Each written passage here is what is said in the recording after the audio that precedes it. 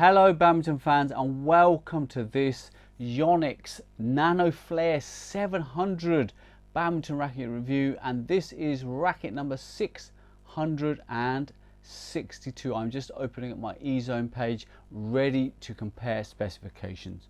Now this is the top model of 2019 so far from Yonex.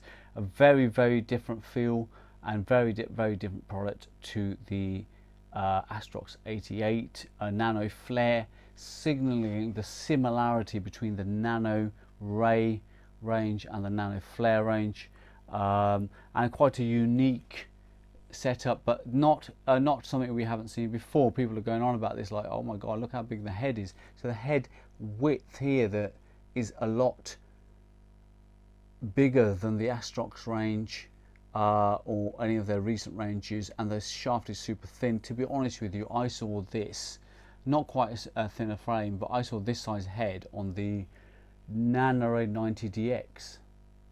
Yeah, it was a DX, I'm pretty sure. So this is not something that's brand new. They've done this before. The specifications on here are pretty much minimal. So if you're buying this off the shelf in a shop or online, you're not really getting a lot of information. Online you would actually, you get all the, but if you're buying it in a shop, you're going to get very little. All it will tell you is that this weighs it's a 4U weight category racket, so 80 to 85 grams. The eZone testing for the weight shows it to weigh nearly 89 grams. That's with Yonex BG65 and the grip supplied by Yonex. It's but you know, 89 grams, yeah, it's obviously getting into sort of, it's not, to be honest with you, it carries its weight really well. Well, I'll tell you what is interesting is the balance point, because it does move a lot swifter than the Astrox 99s do, but what might surprise you, and we've come across this quite a bit with the Nano Ray range and now the Nanoflare, balance point, I think people are expecting it to be here, so even, perhaps even head light, but the balance point actually came in just slightly in this, not a lot, but just slightly veering towards the head. So our classification is it's head heavy, only slightly, but it is head heavy. So, and this is not the first time this has happened. I remember the same racket I'm talking about, the 90 DX, was significantly head heavy. It was about 317 or 18 or something like that. So that was a bit of a shock. Now the shaft tension here, Yonex say this is a medium flex shaft.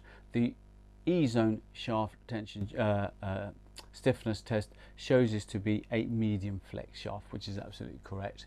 But interestingly, Yonex's balance point has it as head light, so the balance more in this direction, we have it down as more in that direction. Try it and play it and see what you think of the balance point. It does move quickly, but I'm not sure that it's head light. I'll tell you what is head light is the Oliver Eplon X12 Air 100 gram racket, but it is so head light, it moves so quick through the air. That is what I class as a head light racket, or we class, should I say. This definitely has, it's not as headlight as and it doesn't feel to play with as headlight as Yonex are making up. But nevertheless, like I say, it has performance that is far more accessible than the Astrox range. Now, price and availability pretty much available across the globe. No big deals getting hold of this anywhere in the world. Prices in the UK are around 140, 145 at the time of making this video. We saw this on for sale in March at 180, so it's dropped down to 140, 145 at the moment. There is a supplier that will be doing pretty good deals opening up, I think by the end of this month, called Badminton HQ. They should be opening their website, and I believe they will have some pretty good offers on. And if they do have those offers on, we will create links within the eZone so that you can benefit from those offers. Design wise, well, a typically Yonex affair, very nicely delivered, sort of black blue on the top here, mixed into a green with some graphics around it, beautifully executed, supreme accuracy on the print, great quality job, very nice, stable, well built racket, just a little bit boring. You know, why can't they just hire Kawasaki's designers for a day or two? I just think they will do a lot better job and make this a lot more exciting to look at. Take a look at these close-up images and see what you think for yourself.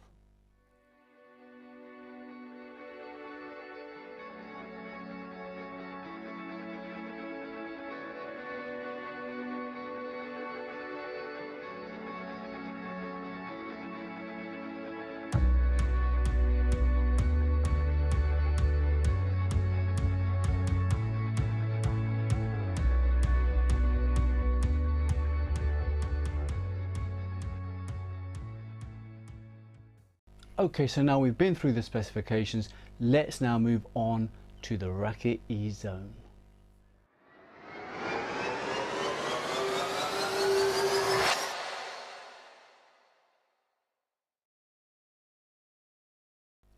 Okay, so before we start our E-zone testing, what do you need to know about how we test our rackets? Well, first of all, we use the same shuttles. The Yonex AS30s on all tests. We re-string all of the rackets with Yonex BG65 at 25 pounds tension, and it's the same player taking all of the shots. Right, now you have some basic understanding of how we test. Let's move on to the smash test.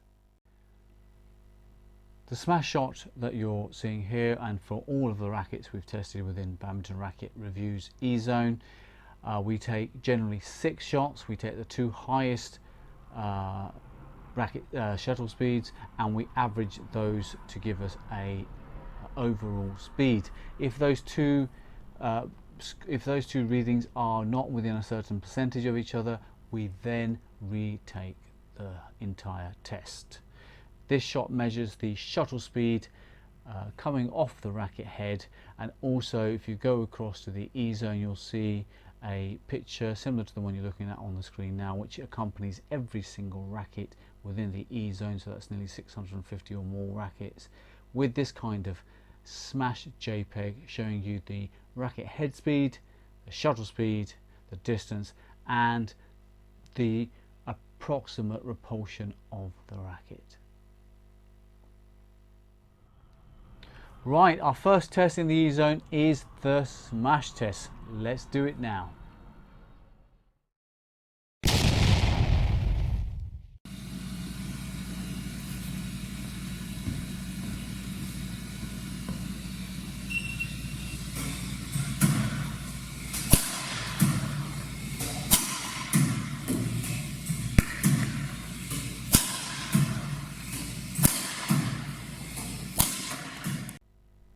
Okay, it's time now for a E-zone maneuver test.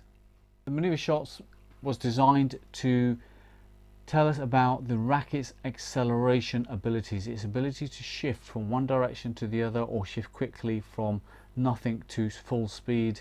It also tests the racket's aerodynamics. In this test, the player is sitting still with the racket, and once the shuttle is fired, we measure the shuttle speed to ensure we have consistency within the tests, so it's coming at the same speed all the time, or roughly the same speed as much as we can control anyway. And then the player reacts once the shuttle is fired to hit the shuttle, and we are measuring the head speed of the racket during that test.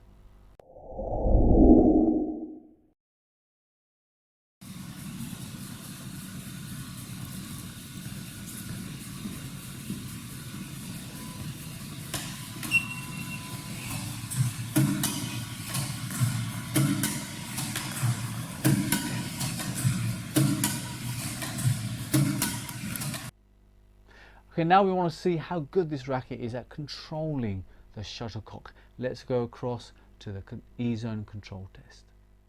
The E-zone control test is a simple test. It's we've had a lot of comments about this test.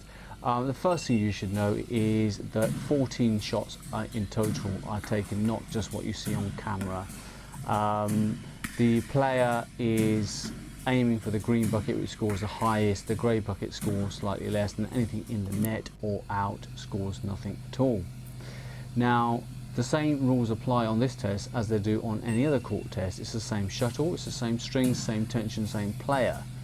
Now we have retaken the test with the same rackets to see what kind of variation we get, and we generally find that the results are within 10 to 12% of each other. So the test is not that bad, and it is generally very hard to come up with a control test that's better than this. We've tried. So, but if any of you have any suggestions on how we should proceed with control tests in the future, please do give constructive answers that are helpful.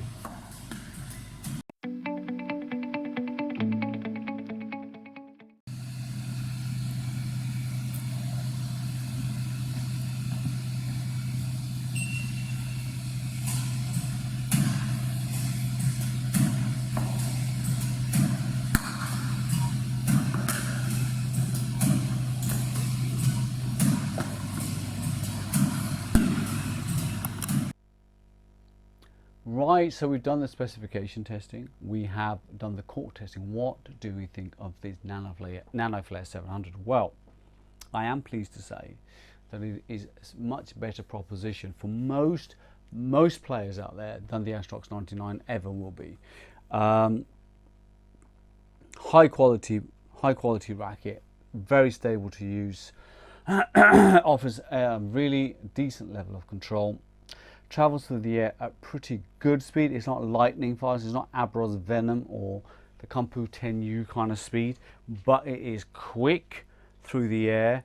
And to be honest with you, the court testing that we did actually showed it to be fairly effective in all areas. So singles players looking for nice clearing ability, it's really good. Nice control drops from the back, bringing it in, keeping it tight to the net, also good. Smash power, again, it's not lethal with smash, so you're not going to be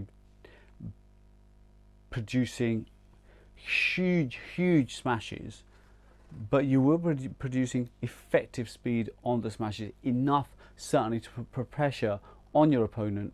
And you may need to repeat the smash 2-3 times before you get a weak reply that you can actually act on and win the point from. But certainly pretty good in that respect. I think the main thing that I would say as a top of the range racket is it allows you to access the performance a lot easier than the Astrox 99 has done or did do. A lot of people, club, county, otherwise social players, will be able to use this racket with reasonable effect. You know, we have a colleague of ours who plays with this racket. He's like a senior player, and you know, he's had no shoulder difficulties. I've been constantly asking elbows and done really well with it, and you can see he's enjoying playing with it. If I had handed him an Astrox 99, I know he would have hated it. So that is a benefit, and it does deliver all-round decent performance. So if you're, like I said, singles players, you'll get the clears, you get the drops, and you'll get reasonable smash power. So you're getting all the things you want from it. For doubles players, you're going to get good drivability, good defense, and decent level of control and smash. So you know what, I think £145, this is where I've got to be careful, right? I think it's okay, so for £145, if you're a die-hard Yonex fan, and there's so many of you out there, and you will not consider Adidas, you will not consider Kawasaki, you will not consider Mizuno, you will not consider a Leaning or a Victor, and you want the best that Yonex have got to offer, no matter what level of badminton you're playing or how often you're playing, if you're a medium, intermediate, or you're a highly developed advanced player, I still believe this racket will deliver for all of you people and you will enjoy its performance. So yes, it's a thumbs up in terms of die-hard Yonex fans, but for the general community who are taking on board the message that we want to recommend the best racket, not the best model or brand, then I think it's a harder thing for me to say. Is it better than the Aura Speed? Probably yes. Is it better than the Adidas P8? Yes. They're all in the 140 plus mark. Is it better than the Li-Ning 3D caliber 900i? Whoa. That is a difficult call to make, because what I'm doing right now is just looking through the test results we've got, just to recap my mind on that. Yeah, I mean, no, it's not. Only just, I think that is a very, very, Li-Ning just makes stable, very stable rackets. That is just that little bit quicker, a little bit more stable, and out of the two, I'd choose the Li-Ning 3D caliber 900i. However, if you're still thinking, I'm not spending £145, let's just drop down a little bit and look at Mizuno JPX. Because I found using this racket, it plays well from bang. First shot, you're getting the hang of it. Fairly good, nice, decent sized sweet spot. So you're not struggling too much with timing. So you do reveal its potential fairly easily and fairly quickly. The Mizuno JPX range is going to take longer to really bring out all its performance capability, but everyday people will be able to bring it out. You don't need to be training 6 hours every day to be able to use that racket. So JPX 8.5, JPX limited edition. Personally, for £120, I'd be looking seriously at one of those. They are really effectively well made, well balanced, stable rackets. I would be looking at the King K9. Flexible, easy, nice, massive smash, better smashing racket than this. The 3D caliber 900i is about the same power levels as this. The JPX, I think, are a little bit above, and the King K9 a little bit above them in terms of potential power. And then I'm not going to drop any lower than that back down to Abraz in terms of price, because it just starts to become a lethal concoction and quite confusing in terms of recommendations. So conclusion is Nanoflare 700, nice racket, easy to access performance, really solid build, really stable, easy to control.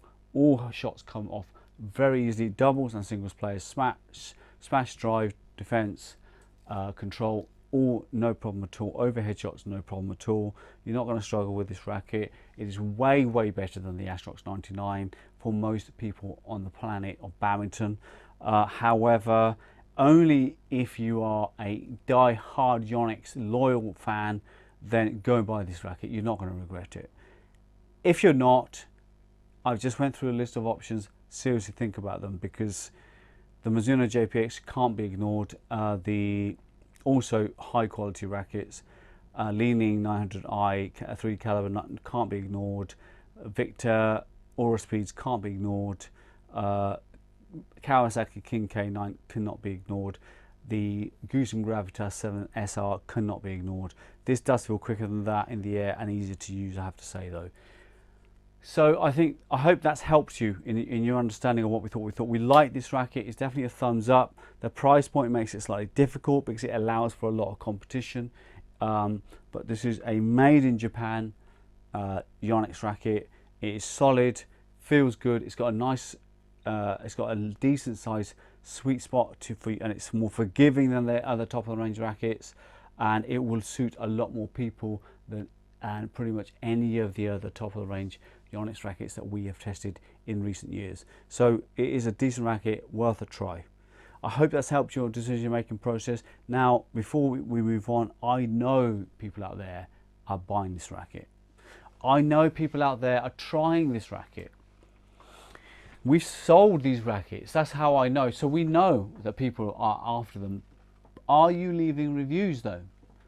Are you an EZone member watching this and thinking, maybe I'll try it now? Well, leave a review. Leave a review. We want to know what you think. It's so important. Thousands of people visiting the Badminton Racket Review EZone every month.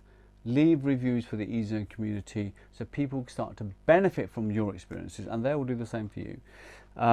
If you're not an E-Zone member, if you don't even know what the E-Zone is, you're not a regular follower of this channel, then there will be a video tour following this video, give you an idea what's going on with the E-Zone. It is a platform that offers more information in a more comparable fashion than has ever been available in the history of the sport, and is still by far the most detailed level of information on a racket available anywhere. Now, if you really want to get into the nitty-gritty, because this is a pretty good synopsis of this racket that I've given you here today, but if you want to get into the real detail on how it felt using it for overhead shots, smash shots, drive shots, defense shots, control and repulsion, then you need to go to the E-Zone, and we will talk you through each one of those sections and really start to get candid about our opinion, and really start to give you a really wide and broad spectrum of what is available to you in that price range.